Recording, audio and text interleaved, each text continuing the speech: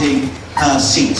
She valiantly held on for a time, but in the end, that seat was narrowly lost. But she came to the government with an enormous knowledge and understanding of how the Conservatives get back in touch with other parts of this country other than just London and the South East. So we're delighted that she's come to be our principal guest of honour this evening. And coming with her in a double bill is none other than Philip Davies. And as you will have seen in the biography on the back of the programme, Philip was the first Member of Parliament to come out openly and say, let's get out of the European Union. He sacrificed his own ministerial prospects very early on by telling David Cameron that he wanted to leave the European Union. And David Cameron said to him that if you carry on with that, then you certainly won't ever qualify to be a member of my front bench, either in government or in opposition. And Philip has held true to that belief that it's better to be able to serve your constituents honestly and be true to yourself, rather than be a time server in government. So again, a man of principle. We're delighted to welcome him and Esther here this evening. And whilst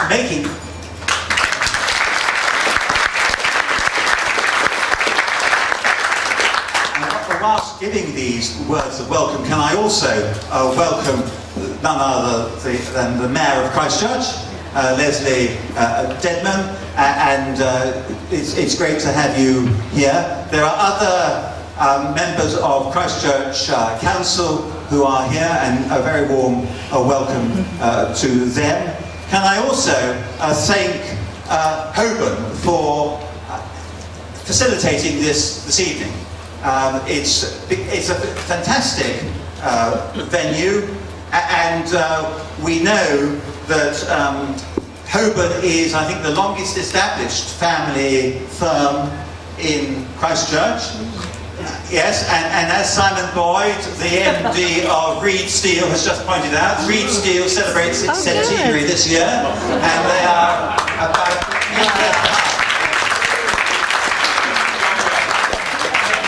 And speaking of Simon, Simon, as people will know, he has been a stalwart campaigner in the Leave campaign, continues to be a stalwart and a high flyer in the Leave Means Leave campaign, and he is almost, I think, a lone single voice on the CBI Manufacturing Council that believes that British enterprise and manufacturing will benefit more from leaving the European Union than remaining in the European Union. And I'm sure he's going to have something to say about that later. I can't announce the Rolls Royce of Benny, so I'm making a difference.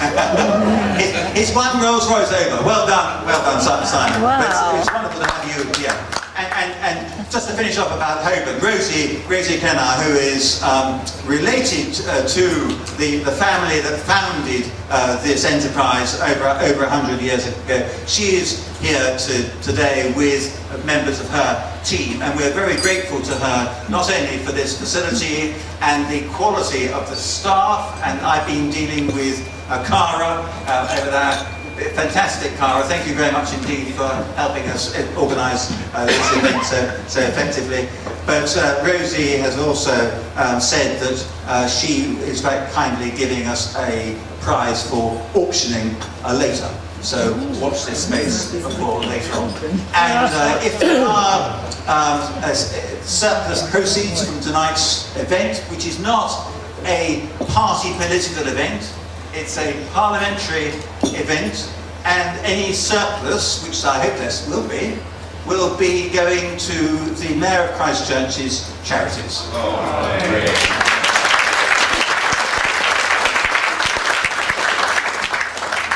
So I think that's more than enough for me, probably, but just to let you know, so you don't get indigestion during the course of the evening, that between the main course and the sweet or the pudding, that's when we will have the speech from Esther and the toast to Brexit, and then depending on how that proceeds, then we'll have the questions and discussion afterwards, which I hope that Philip Davies will become involved in as well. So enjoy yourselves and enjoy the food. Thank you. Thank you. Flaggy, depending on how well tonight goes, there might not be a 39th year. If this is the sort of treat you think goes down well, but there you go. But obviously you know them well. You've been with them for 38 years, so you know, you take the highs and lows. But not to be outdone, next to them, Barry and Maureen, not the anniversary tonight, but this year they've been together 51 years.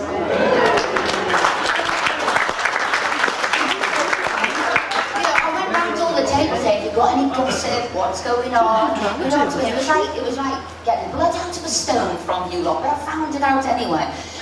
Table 8, that's a sponsors table, the Hogan table, and there, Rosie, whilst you were chatting away, they all nominated you as the trouble causer. All of the company people there nominated you. Table 7, yeah, had to have it. Long-standing members and supporters, Leslie and Barbara. Well, you know one of them obviously very well. And table 2, what we had there was not trouble causers. No, we had rebels. And there was Christine and Olivia. And Olivia said she's the lone voice of Bath Spa University as a Brexiteer. So she is flying the flag.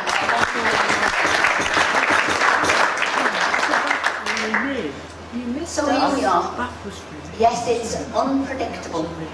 I like to call it the highs and lows of politics, and then I couldn't think of too many highs.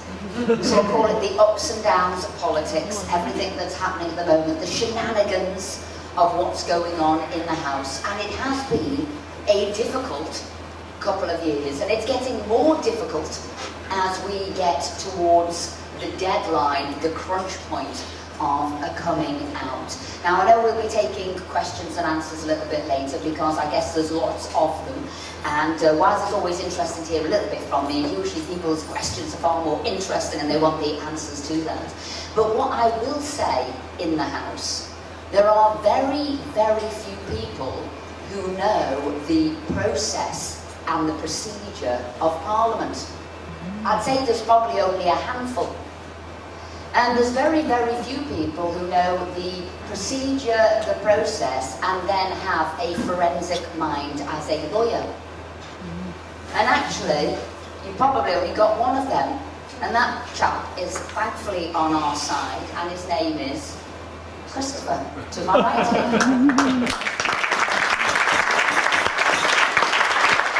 So when I say gold dust, I'm being honest.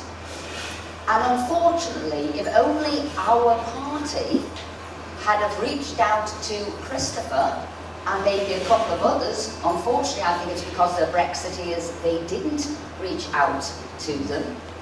Christopher and Jacob Rees-Mogg, and I will also say Philip Davies there as well, that we're in this painful situation that we are. And I will call it a shambles as we lurch from one vote to another, as we live day to day, as we don't know what's necessarily happening in the House.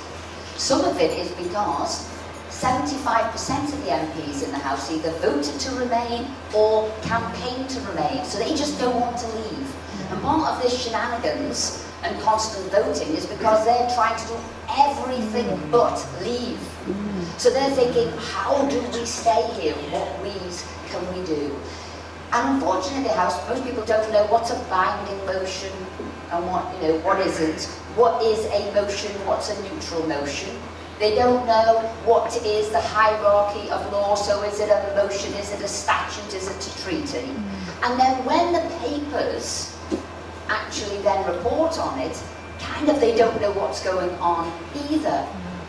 And they don't know how Parliament works. And in between all of the real stuff that is going on, which is Brexit, they'll occasionally, government, have to drop a couple of other pieces of legislation that they think, crikey, let's just get this down. Let's just have a little bit of good news and let's just have a piece of law come through. Now, I don't know if it's because Chris is a lawyer.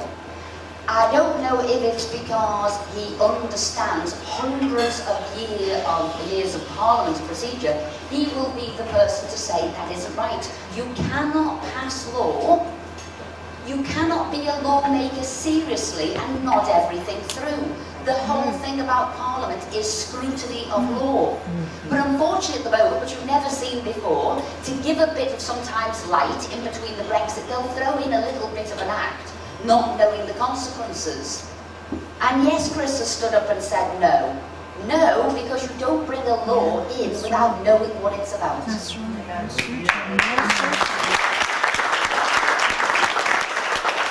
I have to say, this is why people from the outside at the moment say, what are all you lawmakers doing? They say, you're not reflecting us, you don't speak to us. We only gave you one big thing to do, to be fair. We've been waiting 43 years to do it, to be fair.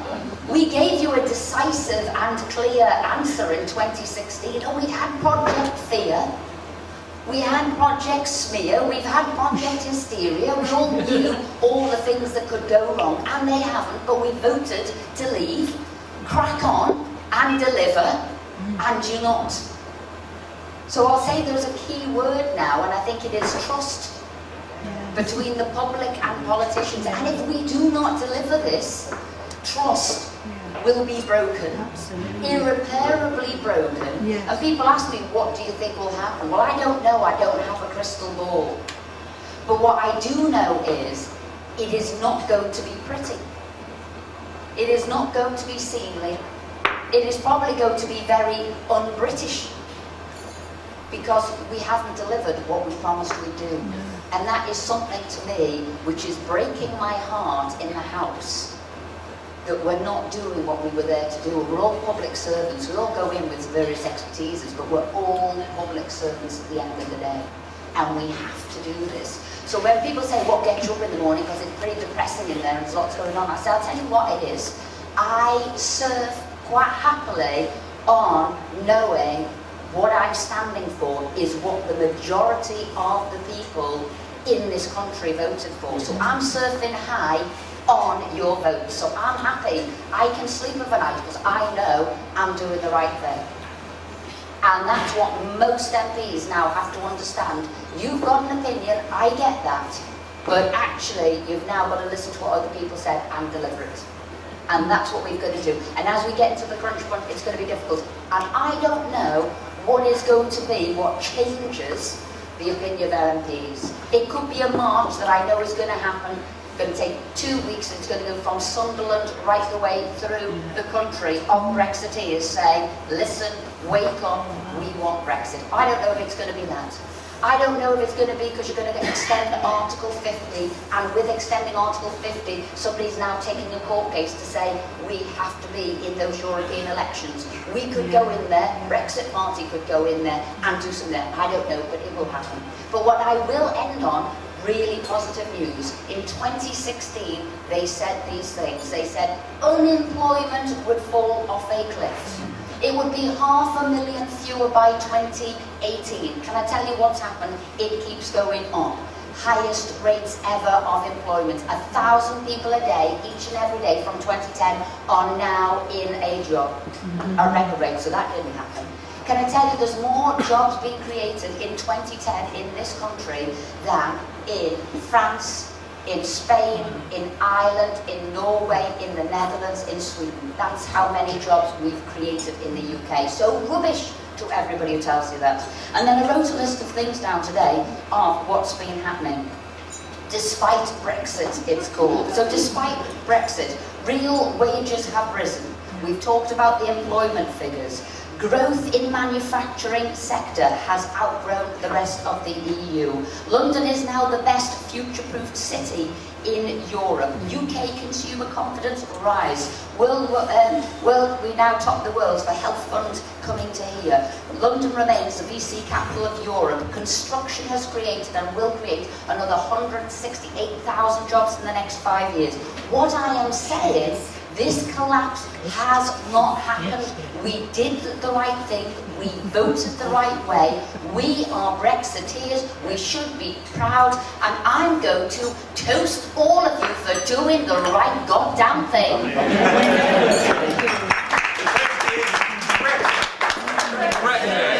So Brexit.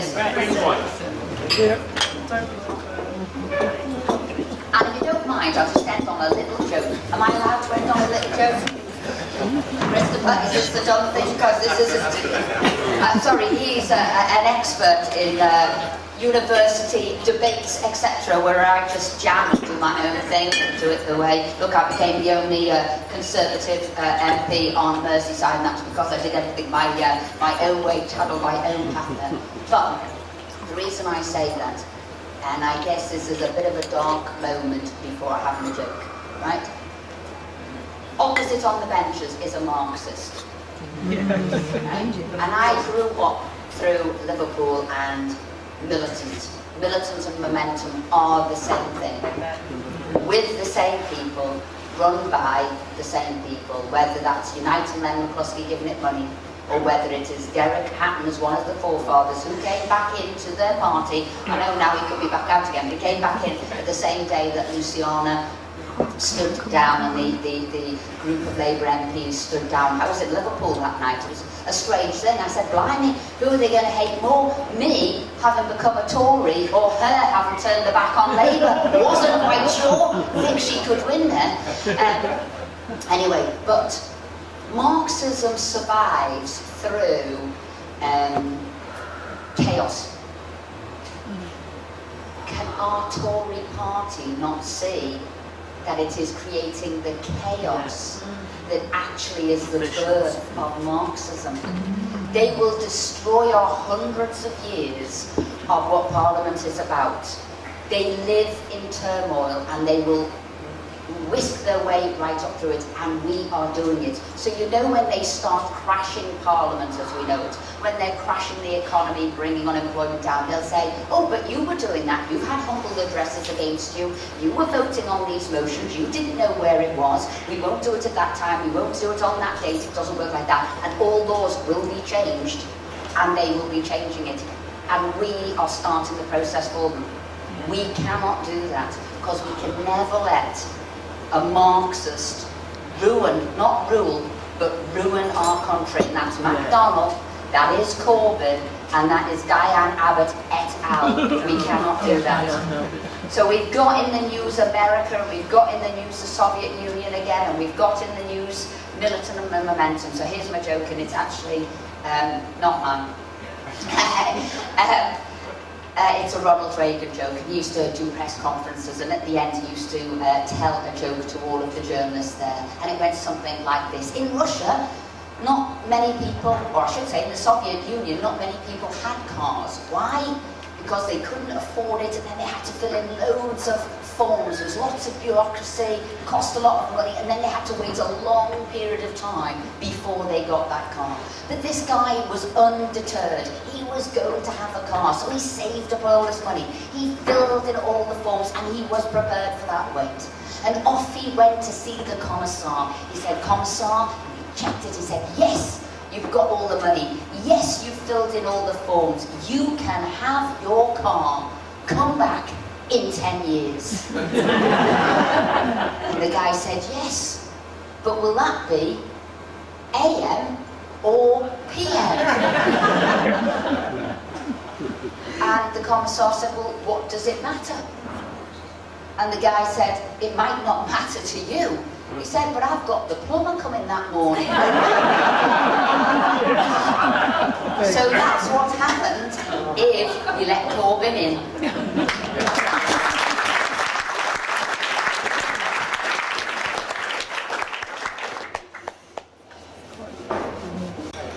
We can do a social night. There's a lot of talk about the media. Thank you very much. We can't always hear things during the day in Parliament. Who should we believe? We're not BBC and all What's that between the BBC and politicians? What do you mean by who should Well, who should we believe? Media, in terms of media. So whether that's broadsheet, tabloids, online. Oh, I see. Who is it? You know, in other words, as I always call it, that is our distribution to market. That is our words, what we're saying going out. And you're quite right, every one of them has got a colour, a complexion of which they want to change the message. So at the moment, not only are they left-leaning, the vast majority, I would say, and most media is also remaining. So all of it, therefore, will colour the message going forward, and that's whether being cut off while you're speaking, whether that's asking inflammatory questions, whether that is suddenly talking about crashing out, smashing out.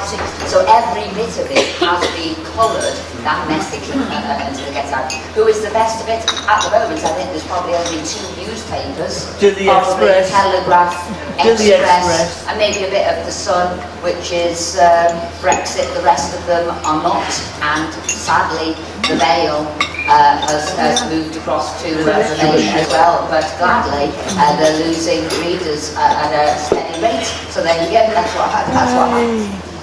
But you're quite right. Okay. Next one, there you go. The most difficult question, what's going to happen? Oh, the most difficult question, what's going to happen? Philip, there's an answer to this question for you. What's going to happen? If I'm being brutally honest, nobody at the moment, I would say, necessarily knows. If I was then going to say, and Chris and Philip, who this is a matter dear to their heart, who've been pursuing this for many, many years, and you look at the odds in the House, which I said before, didn't I, 75% of MPs either voted for or campaigned for Remain, and they remain us. The fact that we've got this far is probably a miracle, and everybody says let's inch it as close as we can to the 29th of March and hopefully we get something there. But with the votes that are happening on the 12th, 13th and 14th, they're sort of changing the game as well, aren't they? So that's either, do you want my deal? That could lose.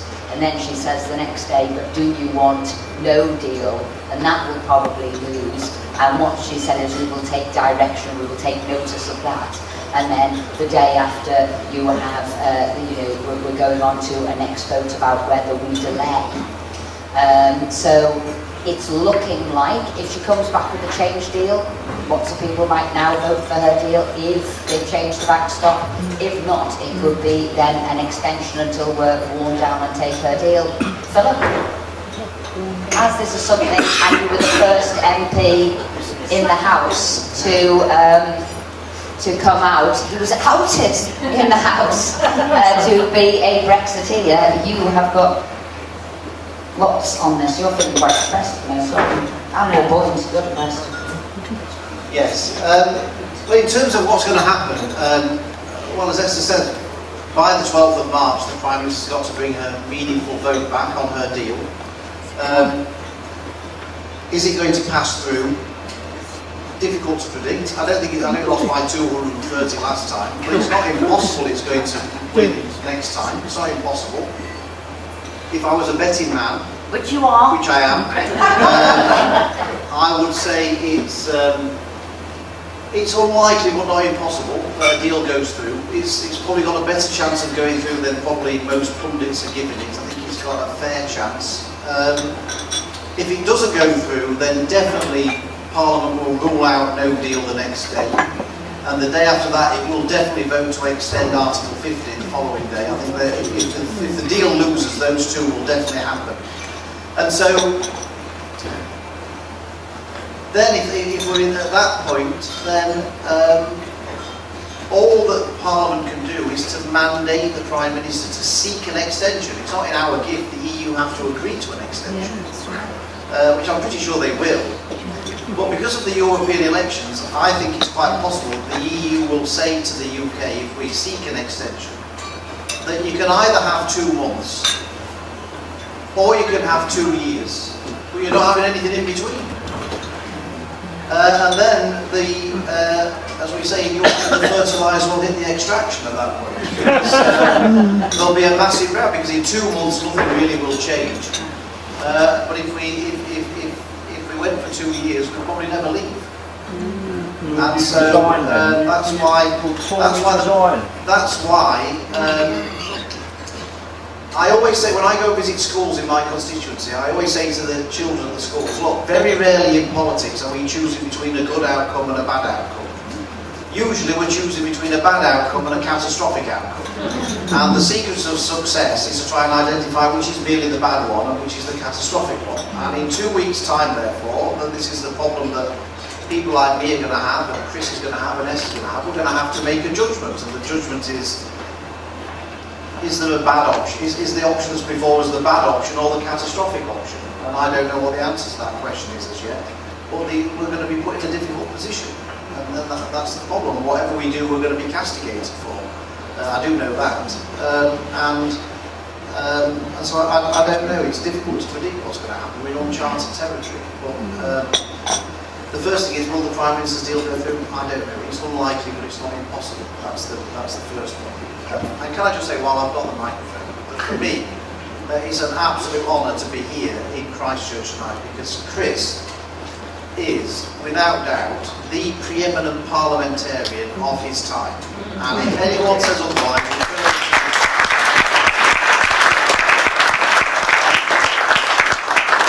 everything I learnt about Parliament, I learned from Chris and Eric Forth, who was my great mentors, and I owe everything that I know in Parliament to Chris and Eric Forth.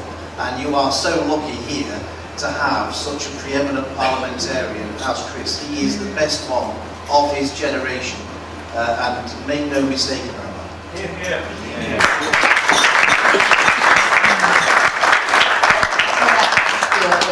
I know this isn't normal, but I'm going to ask you a quick question. Will you tell the story about David Cameron when he called you in and it was just before the referendum vote, and he said, because he is a betting man, Philip, what do you think's going to happen? Go on, tell us that. I just thought it was quite interesting, so you might want to know. Dear, oh dear, I don't know why I was going to get into this. So 2 weeks before the referendum, I had an appointment to see David Cameron. I wanted to see him for ages, nothing to do with Europe, by the way. It was about another issue entirely. And I barely got into the room, and David Cameron said to me, Philip, you're a betting man. You understand, you used to be a bookmaker, which my family were bookmakers. You know about betting and everything. The bookmakers, they don't get things wrong, do they? I mean, they know what's going to happen, don't they? You know, with the referendum, they know what's going to happen, don't they? They must do, you know, they don't get it wrong. And I said to him, oh Lord, no, they've got no idea what's going to happen. No. I said, it's such a small part of their business, political betting. It's PR for them, really. It's novelty. They don't really take, they don't take any sizable bets anyway, No, they've got no idea what's going to happen. They just read it in the papers and make their odds based on that. And I could see the colour draining from his face as he sort of pinned his last hope on the fact that the bookmakers had got Remain as such short price favourites. And I did say to him, and I don't think it ever dawned on him before, because I said to him, Prime Minister, the reason why we asked and campaigned for a referendum is because we thought we were going to win one, not because we thought we were going to lose one. I don't think it actually dawned on him before that actually we might actually win the referendum. He certainly did panic on that.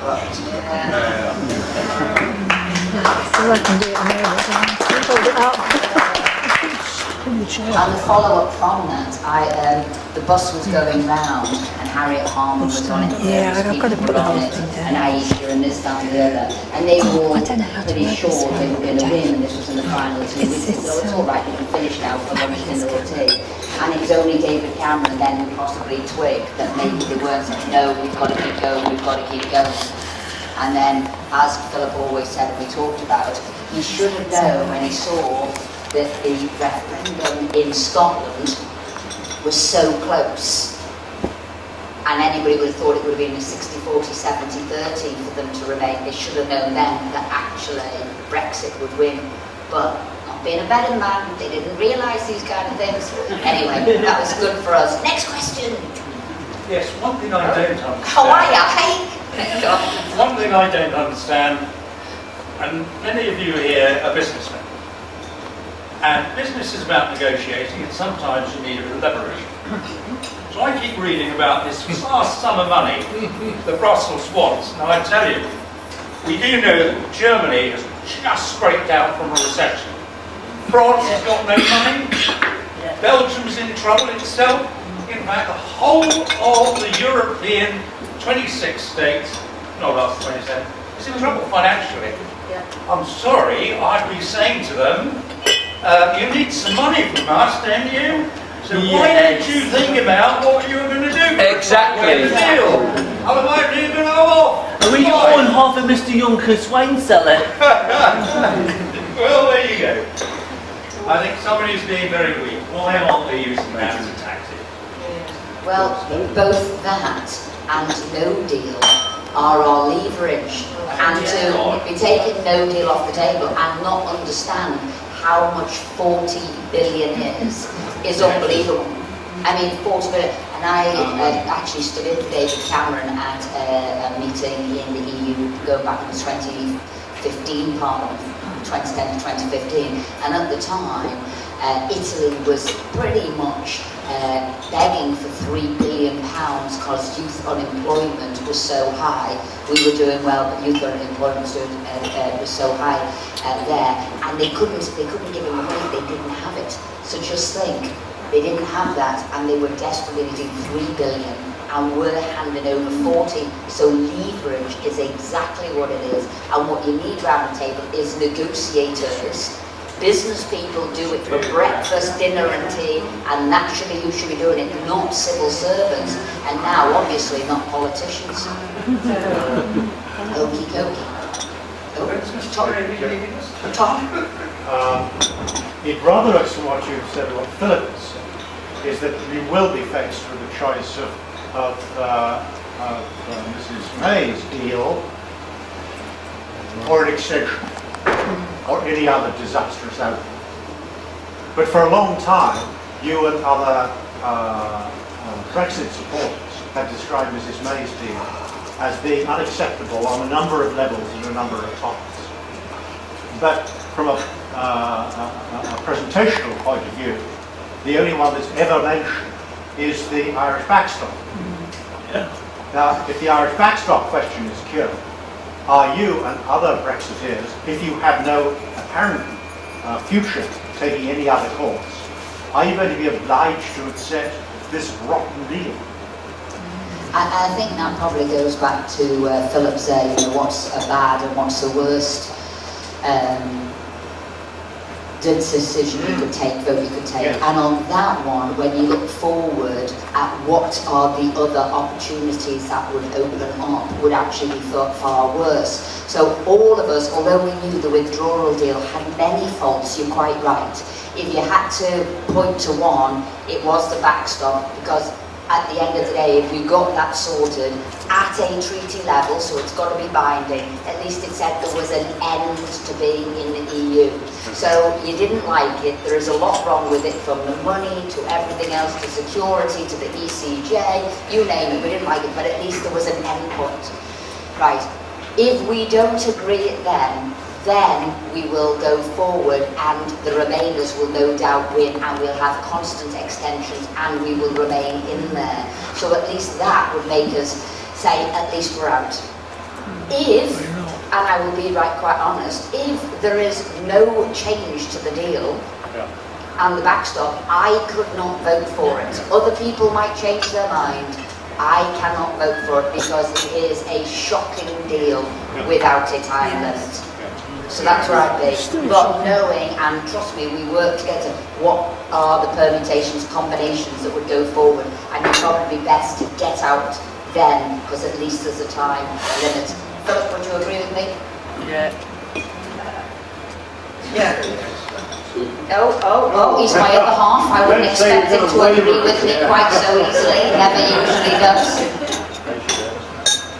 Yeah, well, yes, I sort of do. But look, there's another factor in this as well, and that is that really, for me, still the biggest threat to the country is not anything to do with Brexit in or out. It's Jeremy Corbyn becoming Prime Minister and John McVey becoming Chancellor. That is the biggest threat facing this country, without a shadow of a doubt. You can't get them anyway. And one of my concerns is that, you see, I think that the 17.4 million people who voted leave, they are absolutely sick to their back teeth. Absolutely sick to their back teeth. They're at their wits' end. And I think lots of them are hanging on by a thread. And even though they're hacked off, and they're really, really at the end of their tether, they've come to the conclusion that at least on the 29th of March, we're going to leave. They've clung on to that little bit of hope that at least we know at the 29th of March, the whole thing's been a complete farce. It's been an absolute shambles. We've made complete heavy weather of it. But at least on the 29th of March, we're going to leave. And my biggest fear of all for the country is that if, for some reason, whatever reason it is, we don't leave on the 29th of March, I think there's going to be millions of people out there who are going to say, do you know what? I'm done with this. I'm finished. I'm literally finished with the lot of it. And I fear that we as a Conservative Party will lose millions of votes that we'll never get back. It'll be like when we collapsed out the exchange rate mechanism, and it didn't matter what we did afterwards, they didn't care, they just were done with us. And that, if that happens, that would mean potentially Jeremy Corbyn and John McDonnell and Diane Abbott running the country, not for me. And so for me, we can't, for me politically, we cannot be in after the 29th of March. I just think we would lose so much faith with so many people. And that has got to be, so that also weighs heavily on my mind as well. And that's why I say, these are in many respects impossible decisions that we're being forced to take. We've been led to the most ridiculous, awful situation. And some of us are going to be we're left with a Hobson's choice. And so I don't know. These are all things you've got to wrestle with over a period. These are things we've got, and there is no ideal solution here. We are left with a scale of a bad outcome. And so I don't know. I've got to weigh these things up in my. All of us have to weigh these things in priority. And at the end of the day, we've all got to do what we genuinely think is the right thing to do. And all three of us, we may come to the same conclusion. We may come to different conclusions. We'll all come to the conclusion based on what we genuinely believe is the right thing for the country. And I genuinely don't know what that is at the moment. But it's an impossible position to be in. Why didn't May give a vote on the deal? Well, far be it for me to be a spokesman for the Prime Minister.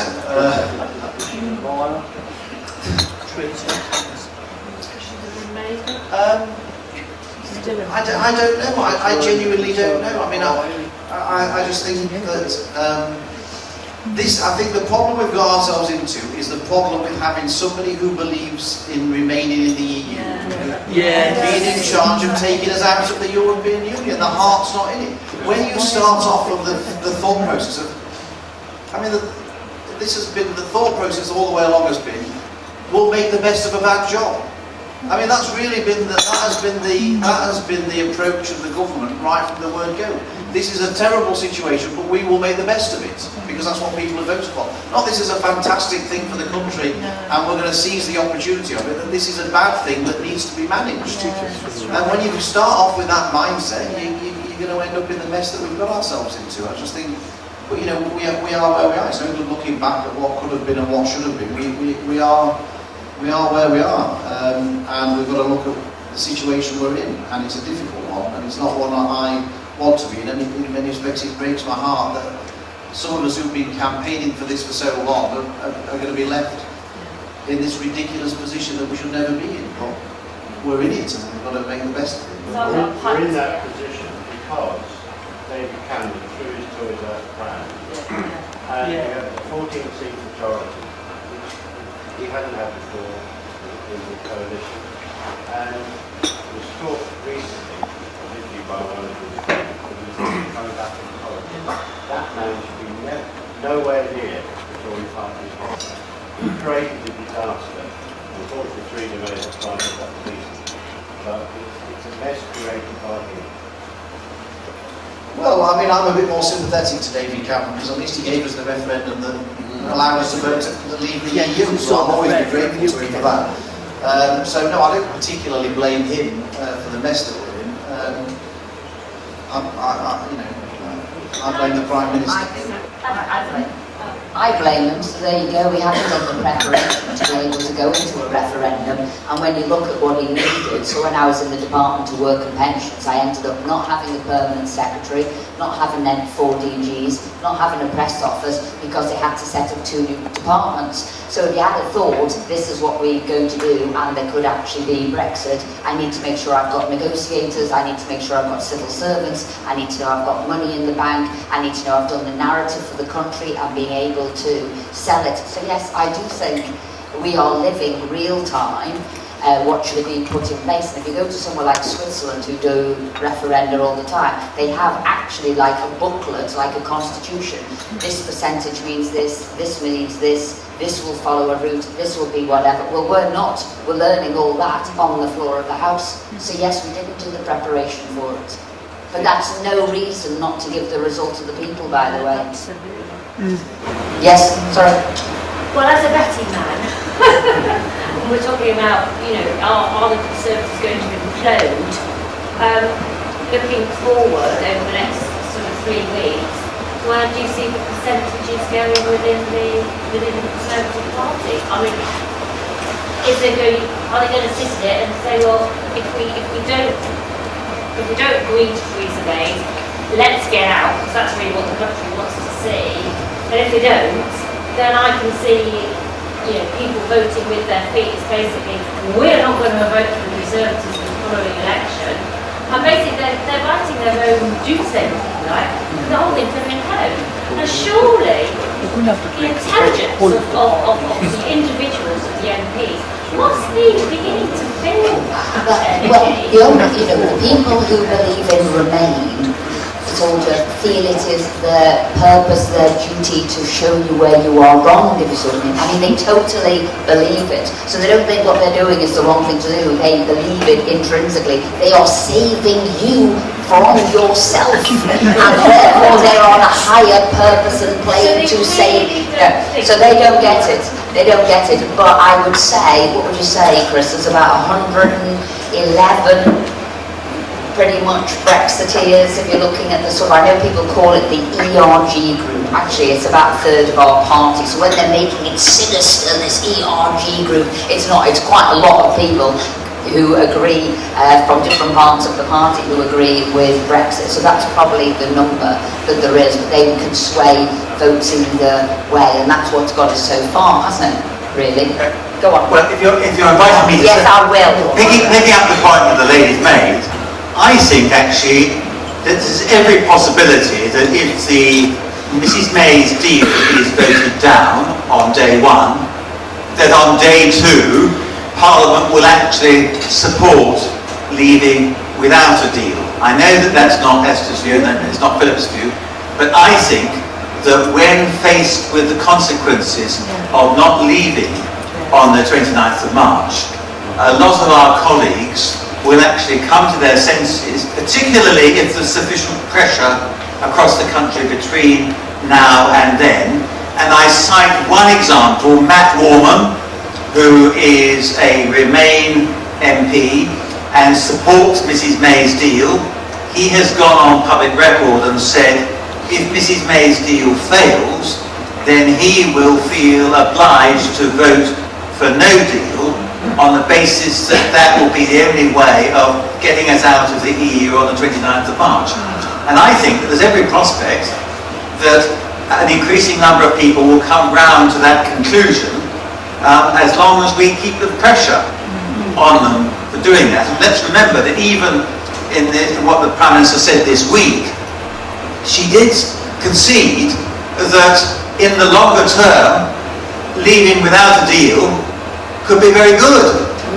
Or he was saying that in the very short term, largely because of her failure to prepare government for no deal, that it might be suboptimal. But actually, if we don't get out on the 29th of March, then this issue is not going to go away. It's going because even if the Remainers contrived a situation in which we didn't leave in the next 2 or 3 years, the British people are not going to forget this episode. They're not going to forget the way they've been treated. And this is going to be a continuing sore in our political life for years to come. So I think that I'm an optimist on this. I know that I get very long odds, I'm told, of leaving on the 29th of March, and I may well go to a betting shop tomorrow and lay a bet on this basis. But I think actually that if you take a lot of the Labour members of Parliament who are fed up to the teeth with this issue, knowing that their constituents are pressing them to leave, I think that actually, if we broke down the deal that she comes back with, because it's unlikely to be anything different to what we've got at the moment, then the day after we could vote to leave without a deal and with all the benefits that will flow from that. And that's because you think the Conservatives will come to their senses and go, don't do this, end of party. Exactly. You think they'll do that? I can't make a prediction, but I hope that that's what's going to happen, and I think an increasing number of people will come to that point of view. I hope.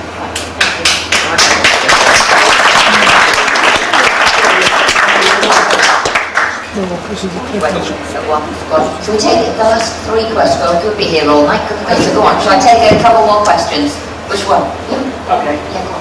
Yeah, my question is around, let's say the deal that, or the dead duck arrangement that is on the table does get voted down.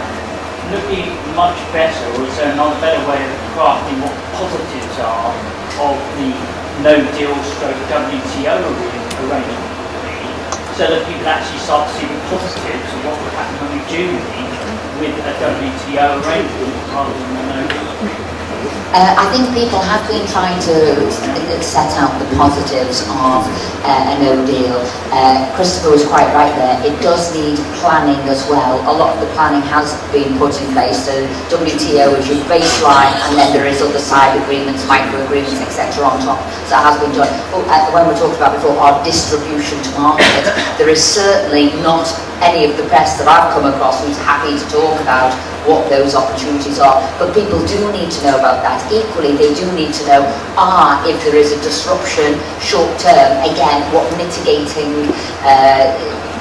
work can we do to make sure that that isn't there, and that is all the planning. As I said, some is in place, but it would be better if more was in place, and then that's where people like Christopher and Philip have said, well look, a bit like you've got a implementation period for a deal, what we need now is an implementation period or a bridging static period for a no deal. So we come out, as we said we would, but we're paying for it anyway. It's like 9 billion a year. We'll pay for a period of time. So it won't be, as I'd say, this sort of shock. Let's mitigate that and let's move forward. But Christopher, as he says, you can't predict how people are going to react for all of the pressures coming around them, and unfortunately we are now dependent on external pressures, so let's hope there's more.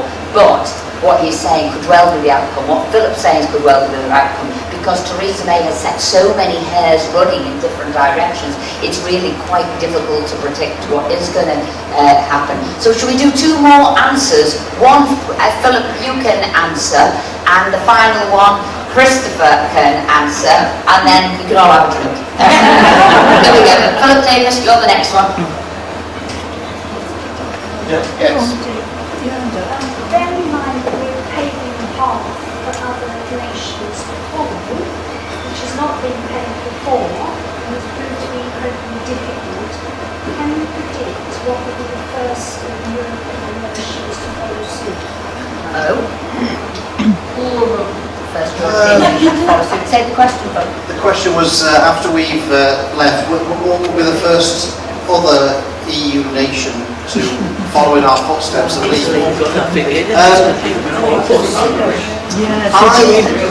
It's a very good question. I don't know, again, it's difficult to predict. My view has always been that the EU will collapse.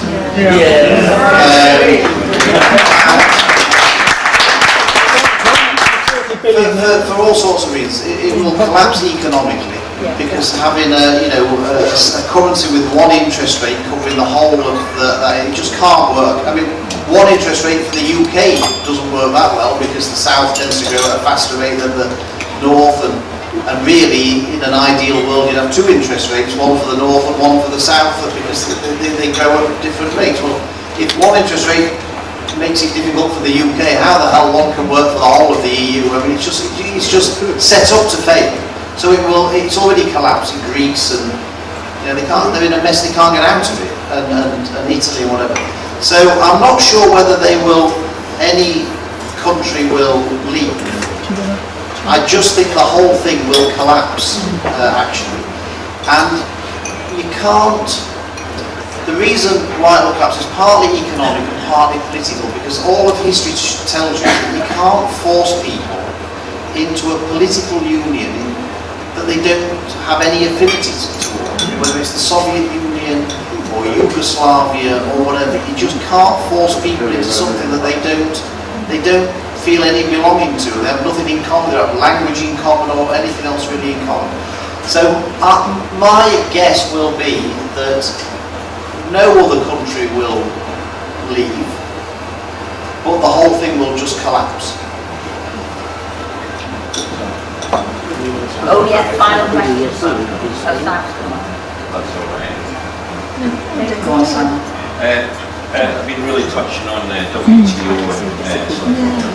and what people say no deal. There's no such thing as no deal. It's WTO with lots and lots and lots of deals that will come along. And I'm really concerned at the moment because Theresa May's deal, even with the backstop resolved, is a terrible deal for business. It puts us exactly where we were pre-referendum, where businesses like ours, SMEs that make up the backbone of the British economy, are held back and strangled by bad directives and bad EU regulation that makes it very difficult for us to compete fairly in our own market and outside in the rest of the world where all the growth is. So for example, it's still going to impede us trading where we compete against America, China, and it's going to prevent us developing the up-and-coming markets in India and the Far East where we're trying very hard to work.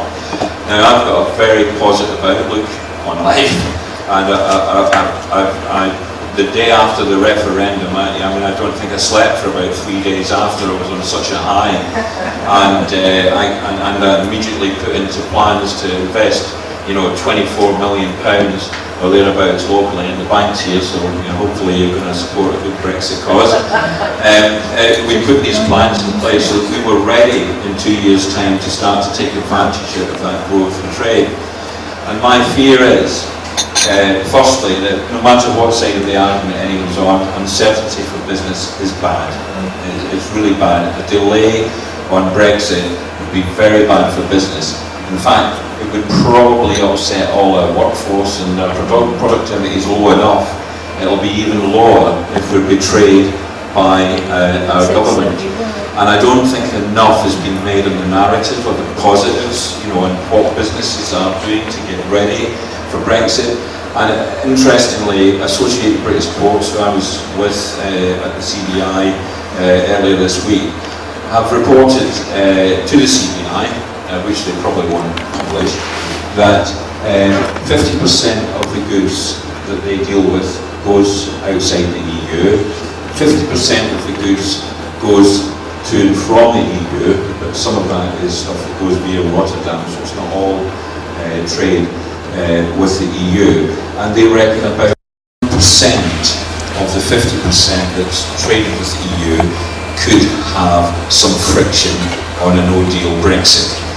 And they're investing millions of pounds in Hull, and what they see as the opportunity out of a no-deal is that far from everything being dragged down to the south when we went into the common market and we saw lots of industry left by the wayside in the north of the country, that investment will start to grow back in the north of the country, and we really now need our politicians, our Brexiteers, to get behind the positive spin on it, because if there's any chance of convincing your colleagues and some members on the other side that there is some sunlit uplands, so to speak, you've got to do it now, don't you think?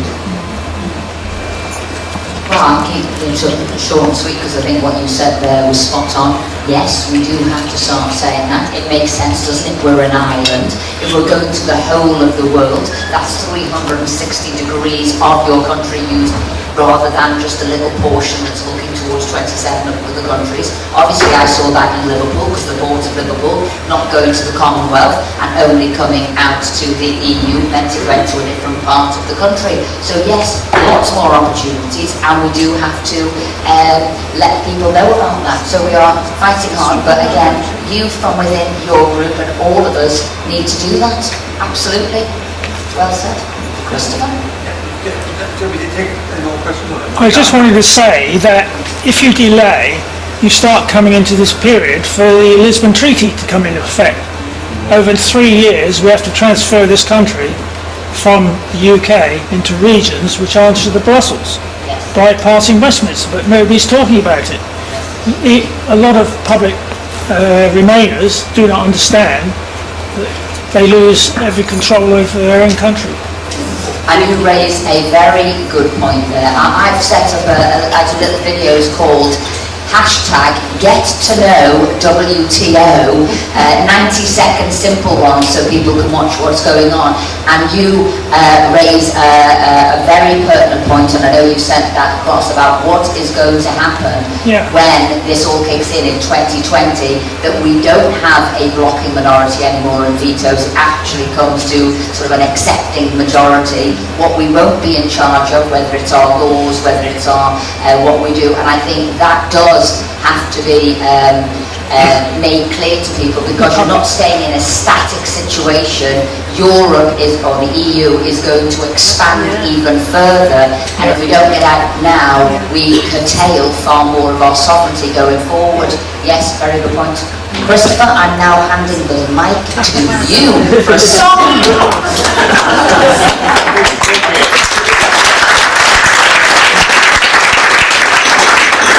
Esther and Philip, you've done us absolutely proud. Thank you very much indeed for that, and thank you everybody for the questions that you put, many of them based upon deep knowledge and experience of these issues. And when Simon Boyd speaks on these issues, he speaks with great authority, and I'm grateful to you for coming along and being with us this evening. Can I now call upon Mr. Michael Bailey, who is very keen to be able to propose a vote of thanks. Thank you, Chris. Good evening, everybody. Well, I really don't know quite how... Sorry, can you hear me without the microphone? I'll take it. Can you hear me now? Yes. I'm not quite sure how I reply to all this this evening. I think Esther was fantastic. Yeah. I don't quite know how to start. I don't quite know how to respond, because, I mean, basically she said all that I was going to say, and also beautifully supported by Philip and our own MP. That's our relationship for you. That's our relationship for you. Exactly. Anyway, it falls to me to extend the vote of thanks this evening. So I'm not brilliant at this sort of thing, so I've made some notes, perhaps, which might be of some use. Before I start, I'd like to make one comment. It's a comment and not a question. It strikes me that the EU have never, ever negotiated with this country. They are determined to keep the purity of the political system they have. And they are quite prepared, seems to me, to take the hit economically, because they are not prepared, as I say, to give in to anybody else. Because if they see us going, presumably if somebody's hit, everybody else would tend to disappear. On the other hand, we've taken the view that it's economics that matters, and not the political. And so we're quite prepared, it seems to me, to give our nation away, which we survived for 1,000 years as a nation, and suddenly, in the twinkling of an eye, we give the whole lot away. I mean, I don't understand what we're doing. But that's what we're up against. Anyway, having said my piece, I'd like to thank Esther and Philip for their time in their busy schedules to come down this evening and to give us their views concerning and the crisis confronting the country at this time. I'm sure, like me, that what you have had to say was entertaining and enlightening and informative. Questions from the audience were many and varied and demonstrate the concerns people have about the final outcome of the negotiations. And I must say that our guests did their level best to answer them. In fact, I think they did better than that. They have remarked that we are at a critical point with regard to Brexit, and the decisions made in the next few weeks will dramatically affect the future of our country one way or another for many years to come. There is a fear that the future of this nation is in danger of being absorbed into a European superstate, where our status as an independent nation would disappear after 1,000 years of history. I only trust and hope that the results of the referendum 2 years ago will be honoured by our MPs. I should also like to wish Sir Chris and Lady Chope for the organisation of putting this evening together here tonight. And I'm sure everybody has enjoyed themselves very much. Thirdly, thanks to our guests and all of you for attending this evening's event, and also our thanks go out to the management and staff of the park for the food and the facilities they provided. In conclusion, may I ask you all please to show how much we appreciate Esther and Philip's attendance this evening, coming down here to talk with us this evening. Thank you very much indeed.